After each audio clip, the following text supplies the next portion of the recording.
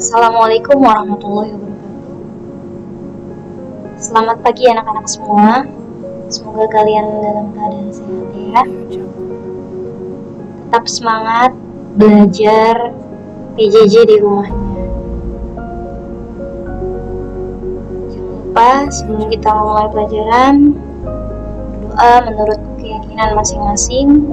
Semoga apa yang Ibu sampaikan dan apa yang kalian pelajari dan niat untuk belajar mendapatkan berkah dan ilmu yang bermanfaat. Amin. Oke, materi kita hari ini lanjut menganalisis unsur-unsur pembangun dalam cerpen atau cerita pendek. Cerpen dibangun oleh dua unsur. Yang pertama unsur intrinsik dan unsur ekstrinsik. Unsur intrinsik adalah unsur yang membangun karya sastra dari dalam. Unsur inilah yang membuat cerpen hadir sebagai sebuah karya sastra. Jadi dalam unsur intrinsik ini ada unsur-unsur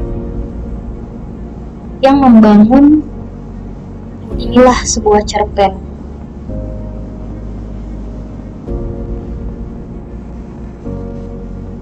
Seperti tema, alur cerpen, kemudian ada penokohan, latar, sudut pandang, dan amanat. Unsur-unsur inilah yang membangun sebuah karya yang disebut dengan cerpen. Kemudian ada unsur ekstrinsik.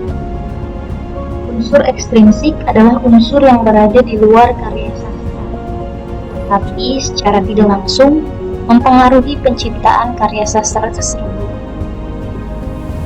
tersebut.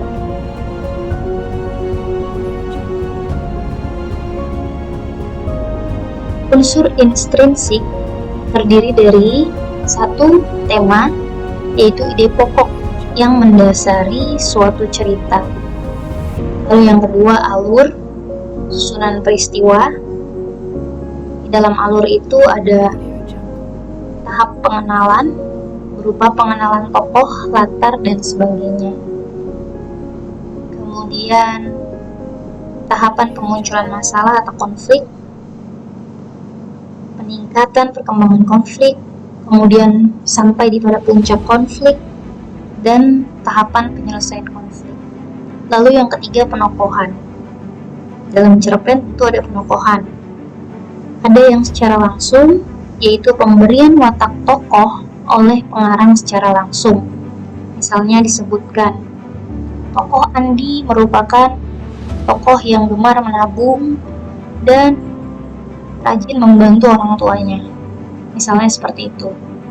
Sedangkan penokohan secara tidak langsung bisa dilihat dari dialog antar tokoh, deskripsi fisik tokoh,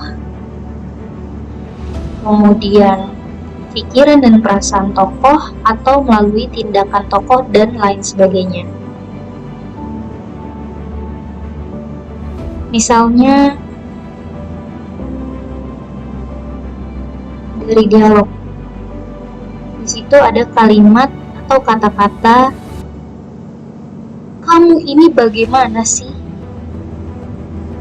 Apa sih terserah saya?" Di situ kan kita bisa melihat tuh dari kalimatnya. Misalnya ada tanda serunya atau ada penekanan kata. Itu bisa mendeskripsikan bahwa tokoh tersebut memiliki watak apa. Misalnya watak pemarah, atau dia tidak sopan, seperti itu. Kemudian latar atau setting adalah tempat, waktu, dan suasana. Lalu yang kelima sudut pandang atau posisi pengarang dalam membawakan cerita. Misalnya, ketika kita membaca cerpen tersebut, si pengarang yang menceritakan cerpen tersebut sebagai orang pertama, pelaku utama misalnya. Dia menceritakan tokoh Andi. Andinya itu adalah si pengarang itu misalnya. Atau sudut pandang orang ketiga serba tahu. Jadi si pengarang ini menceritakan tokoh Andi, tokoh ini, tokoh ini. Lalu yang terakhir adalah amanat, pesan yang ingin disampaikan dalam cerpen kepada pembaca. Selanjutnya, unsur ekstrinsik meliputi latar belakang kehidupan penulis atau pengarang dan situasi sosial budaya ketika karya itu diciptakan.